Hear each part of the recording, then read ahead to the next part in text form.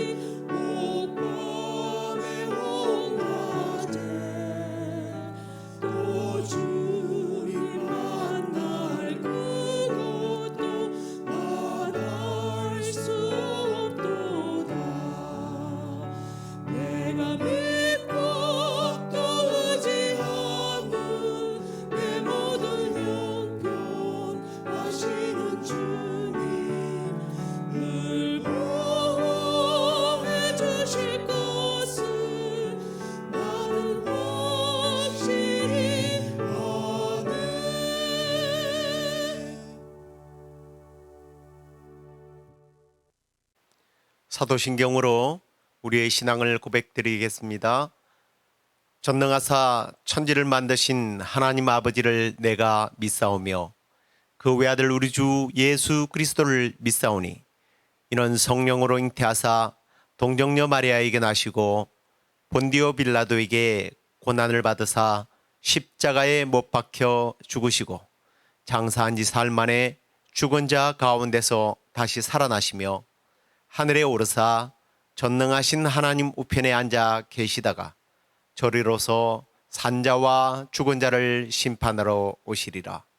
성령을 믿사오며 거룩한 공회와 성도가 서로 교통하는 것과 죄를 사하여 주시는 것과 몸이 다시 사는 것과 영원히 사는 것을 믿사옵나이다. 아멘. 우리 찬양 하나 더 하도록 하겠습니다. 전부라고 하는 찬양입니다. 함께 하시겠습니다.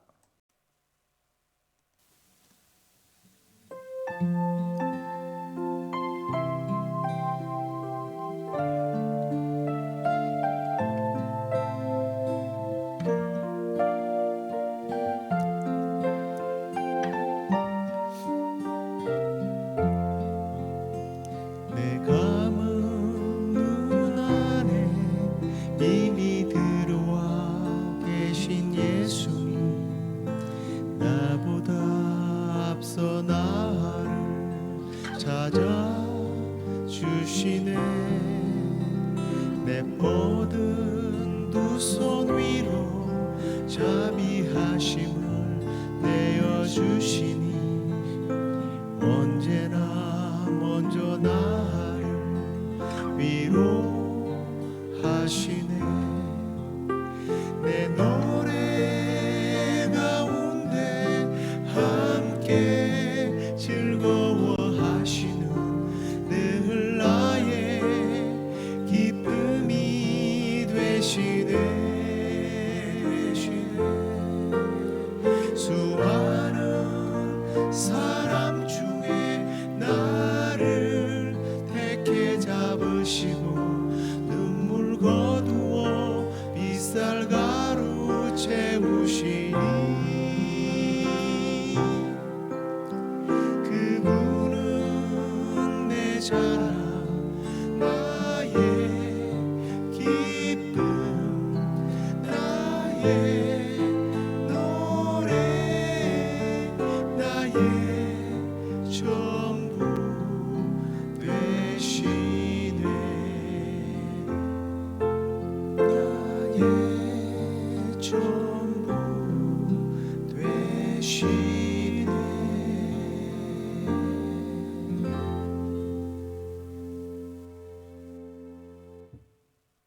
자, 오늘은 출애굽기 20장 15절 말씀 먼저 읽겠습니다.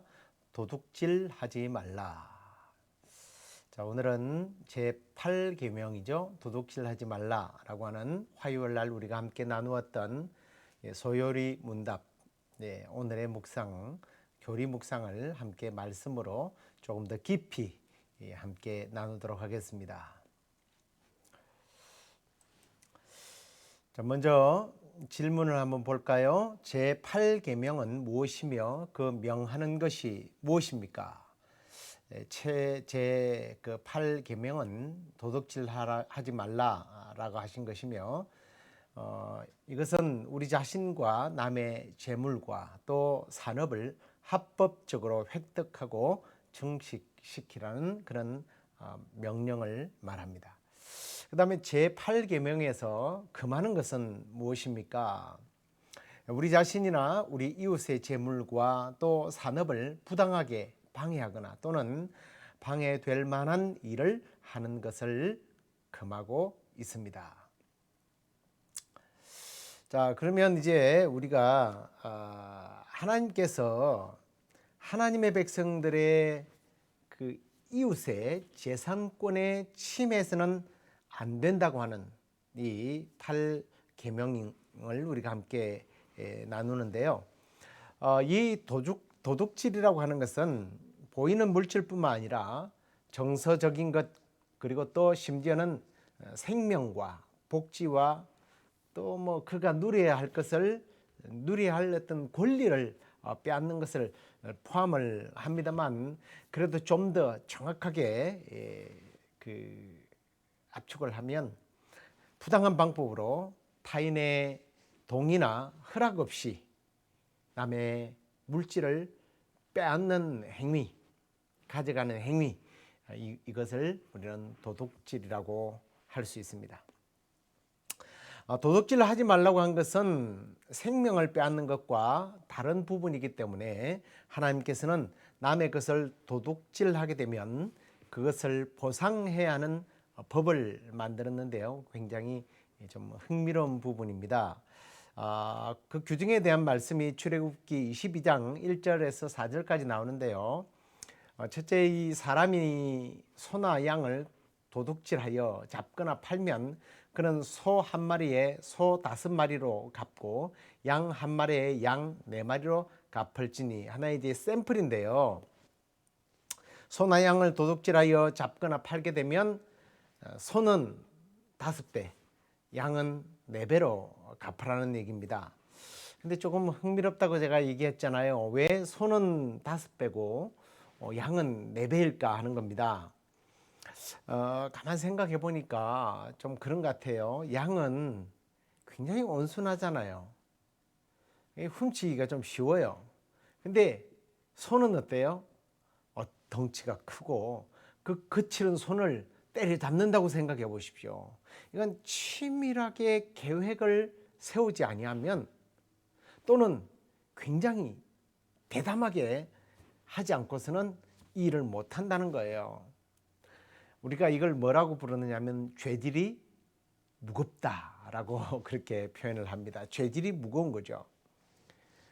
죄질이 나쁘고 죄질이 무겁기 때문에 배상도 더 많이 하는 것으로 생각할 수가 있습니다. 근데 만약에 배상할 능력이 없으면 어떻게 해야 합니까? 3절 하반절에 보니까 도둑은 반드시 배상할 것이요. 배상할 것이 없으면 그 몸을 팔아 그 도둑질한 것을 배상할 것이요 그랬습니다. 몸으로 때워야 된다는 거예요. 자기 몸을 판다라는 것은 어떤 의미입니까? 남의 집 종노릇을 하는 거예요. 노예를 해서라도 반드시 남의 물건을 훔쳤다면 그것을 갚아야 한다라는 것이 당시의 엄중한 하나님 나라의 백성들이 살아가는 삶의 방식이라는 겁니다. 이건 이제 배상의 원리고요. 근데 내가 이제 주인의 입장에서 도둑질을 한 사람을 대면해서 사고가 났어요. 그럴 경우에 특별히 이제 살인에 대한 이야기인데요. 2절과 3절 상반절에 보면 도둑이 뚫고 들어오는 것을 보고 그를 쳐 죽이면 피 흘린 죄가 없으나 해 돋은 후에는 피 흘린 죄가 있느니라 라는 말씀을 합니다. 살인은 반드시 피의 보응을 받아야 합니다. 다른 이의 피를 흘리게 한 자는 자신의 피도 흘려야 된다라는 이에는 이 눈에는 눈이라고 하는 굉장히 엄중한 법을 적용하고 있죠. 근데 여기서 이제 이 죄는 근데 이제 이게 그 일종의 그 정당방위잖아요. 정당방위는 살인죄로 적용하지 않는다는 겁니다. 근데 이 정당방위도 조건이 있어요. 밤과 낮에 차이점이 있습니다.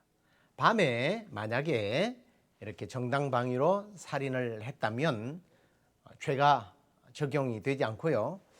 여기 보니까 해가 뜬 후에 피 흘리면 죄가 있다라고 되어 있습니다. 야간과 달리 살인죄가 성립되는 이유는 밝을 때에 그 도둑이 들어오면 뭐 이웃의 도움을 받거나 소리를 지르거나 해서 뭐 사로잡거나 쫓아낼 수 있잖아요. 그러니까 정당방위의 차원을 넘어서서 이걸 이제 우리는 과잉 방어라고 그러잖아요. 미국에도 이 과잉 방어를 할 때 뭐 도둑질을 하러 왔던 강도가 도망을 가고 있는 뒤에서 쏘면 안 된다면서요. 뭐 이건 책임을 져야 한다는 거예요. 근데 이제 저는 이 법을 보면서 왜 이런 법이 만들어졌을까라는 생각을 해봤습니다. 하나님 뜻은 이거죠. 결국 생명이 물질보다 우선이다라는 겁니다. 생명의 존엄성과 인권은 물질보다 훨씬 더 가치가 있다는 거죠. 그래서 특히 이제 오늘날 물질보다 어떤 생명의 존엄성이나 인권이 가치 없는 것으로 여겨지는 이 시대에 정말 한편으로 이 도둑질하지 말라라고 하는 이 말씀 한편을 가지고도 분명히 우리는 그냥 물질에 대한 문제가 아니라 하나님의 뜻은 이렇게 생명의 존엄성을 더 가치 있는 것으로 여긴다는 것을 우리가 좀 명심해야 할 부분입니다. 자, 그리고 이제 이렇게 도둑질하게 되면 배상이 5배고 또 4배를 하는데, 뭐 배상을 못하면 몸으로 때워야 된다고 그랬죠. 그리고 밤중에 도둑질하면 뭐 죽어도 할 말이 없을 정도로 매우 엄격한 법입니다. 그런데 이렇게 다른 사람들의 자유와 행복권을 빼앗을 자격이 그 누구에게도 없다고 강력하게 말씀하는 이유가 도대체 뭐냐 하는 겁니다. 왜 그럴까요? 그것은 이 재물이 하나님께서 만드신 신성한 것이란 겁니다. 신성한 것이기 때문이에요. 물질은 신성하다. 여기서 물질이 신성하다고 하는 것은 다름이 아니라 세상의 모든 것은 원래가 하나님의 것이라는 겁니다. 하나님의 소유물이라는 거죠. 시편 24편 1절 말씀을 보십시오. 땅과 거기에 충만한 것과 세계와 그 가운데 사는 자들은 다 여호와의 것이로다 라고 말씀하고 있는 것을 봅니다. 이 땅에 충만한 것이라는 것은 하나님께서 창조하셔서 피조물을 그 인간들에게 주신 것을 말해요. 각종 광물질을 포함해서 가축과 물질에 대한 것을 하나님께서 다 지으시고 하나님께서 주셨다는 겁니다. 학개서 2장 8절 말씀에도 보니까 은도 내 것이요 금도 내 것이라 만군의 여호와의 말이니라. 그리고 고린도전서 10장 26절에 보니까 이는 땅과 거기에 충만한 것이 다 주의 것이다 라고 말씀하고 있습니다. 그렇기 때문에 사실은 우리가 소유한 모든 재물의 주인은 하나님이시라는 거예요. 그래서 우리는 단순히 차용자나 또는 보관자의 입장에서 하나님의 뜻을 따라서 그 재물을 활용하도록 허락받은 일종의 청직이라는 겁니다. 청직이. 도둑질은 모든 것이 하나님의 것이라는 것을 인정하지 않는 것이고, 남의 것을 수단과 방법으로 가리지 않고 내 것으로 만들려고 하는 이 마음에서 출발하기 때문에 이 도둑질은 한편으로 저는 그런 생각을 해봤습니다. 도둑질은 하나님의 것을 인정하지 않는 것이기 때문에 어쩌면 이건 불신앙이다. 하나님을 신뢰하지 못하고 하나님을 믿지 않는 불신앙이라는 거예요. 그렇다면 우리가 이런 불신앙에서 벗어나고 도둑질을 하지 않기 위해서 가져야 할 태도가 뭘까? 3가지만 한번 생각해 보려고 합니다. 많겠지만 첫 번째, 조금 전에 설명드렸던 거예요. 청지기 정신을 가져야 된다는 거예요. 내가 가진 이것이 하나님의 것이라는 겁니다.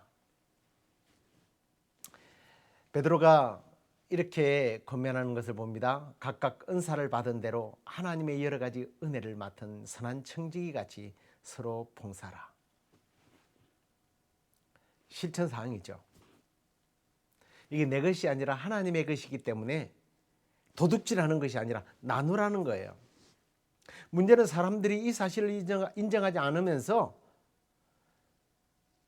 자기가 가진 것이 다 자기 것인 줄 알아요. 내가 주인이라는 겁니다. 우리가 주위에서 그런 걸 보지 않습니까? 가끔씩 그런 것으로 법정 투쟁까지 일어나는 것을 봅니다. 오랫동안 자기가 가지고 있다가 보니까 이것이 자기 것으로 착각해서 내 것이라고 소유권을 주장한다는 거죠. 남의 땅을 빌려서 농사를 짓거나 아니면 거기서 살다 보니까 몇십 년 살다 보니까 이게 자기 것으로 착각하고요. 우기고 싶은 거예요. 뭐 그런 말이 있잖아요. 배려했더니 권리인 줄 알더라. 정말 주변에 그런 사람들 많습니다. 이걸 우리는 뭐라고 불러요? 도둑심보라고 부릅니다. 도둑놈이죠. 자, 하나님께서 우리에게 여러 가지 선물들을 주셨어요. 앞에서 베드로가 이 은사라고 말했죠. 각각 은사를 받은 대로 그랬는데 이 은사라고 하는 것은 원래 헬라어로는 선물이에요. 선물.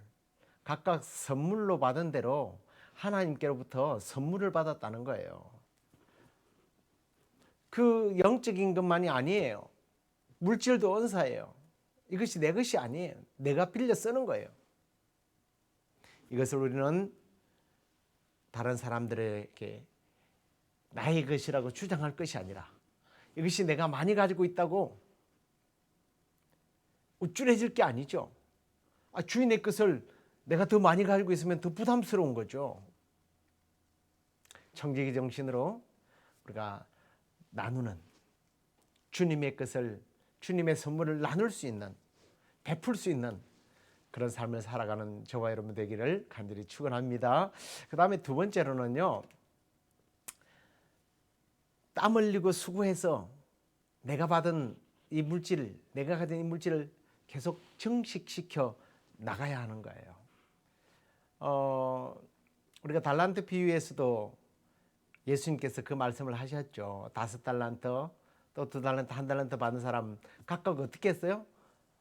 5달란트 받은 사람 가서 열심히 땀 흘리고 수고했어요. 2달란트 받은 사람도 열심히 가서 수고했어요. 그런데 1달란트 받은 사람은 아무것도 하지 않았습니다.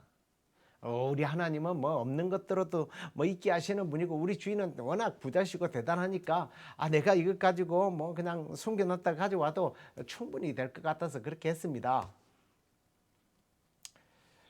주인의 따끔한 질책을 받고 악하고 게으른 종으로 그 소유를 다 빼앗겨 버리지 않습니까? 그리고 에베소서 4장 28절 말씀을 보십시오. 도둑질하는 자는 다시 도둑질하지 말고 돌이켜 가난한 자에게 구제할 수 있도록 자기 손으로 수고하여 선한 일을 하라. 도둑질하던 자들 도둑질하지 말고 자기 손으로 열심히 일을 해서 재산을 증식시켜서 선한 일에 힘쓰라고 하는 거예요. 성경은요, 수많은 곳에 노동의 귀중함을 말씀하고 있지 않습니까? 힘써서 일하라고 그랬어요. 하나님께서 복 주시는데 가만히 있어도 복 주신다고 말씀하지 않았습니다. 내 손이 수고한 대로 먹을 것이다 그랬어요. 심지어 바울은요, 일하지 않는 자는 마지도 말라 먹지도 말라 그랬어요.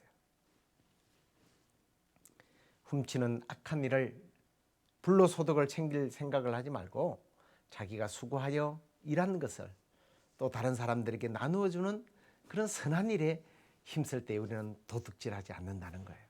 세 번째 태도, 자족하라는 겁니다.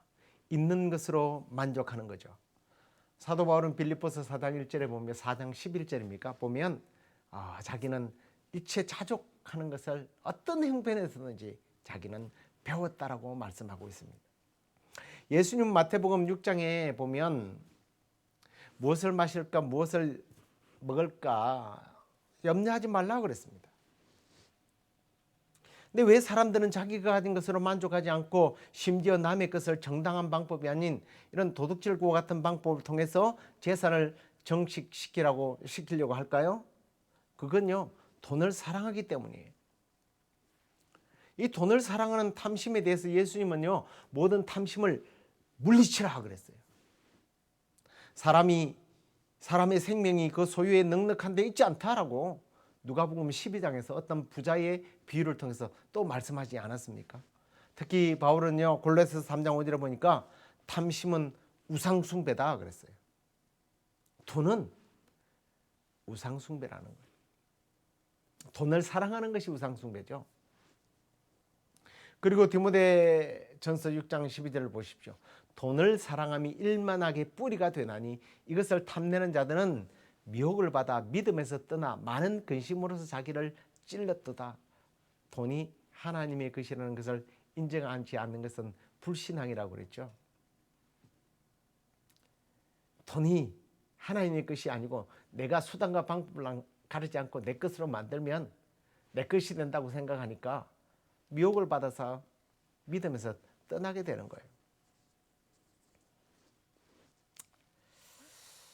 말씀을 맺겠습니다. 오늘 우리는 하나님께서 타인의 것을 도둑질하지 말라고 명령하신 제8계명에 관한 말씀을 나누었습니다.